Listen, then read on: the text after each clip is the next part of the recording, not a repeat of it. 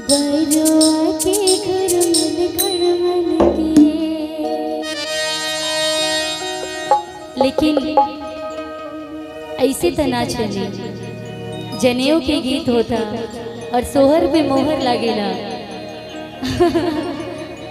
अगर चाचा जी, चंदेश्वर चाचा जी और यहाँ के मुन्ना जी और ज्वाला जी जी भैया बानी, हमनियों पर कुछ छीटो छिड़कई है तो वो बहुत होई। और आज तक बबे के सब कुछ बा, बाबा के तो सौभाग्य बा कि पोता लोग के जनेऊ देखते हैं। और इस जनेऊ गीत रघुनंदन बाबू खातिर और राघव बाबू के माता पिता, बाबा, दादा दादी, नाना नानी, फुआ फूफा सब के हुआ लो। आज पूरा खानदान भरल हुई, दादी है, नानी है, सब लोग भरल बा, सभी लोग खातिर। मोती माल वाला बरुआ के घरमल के,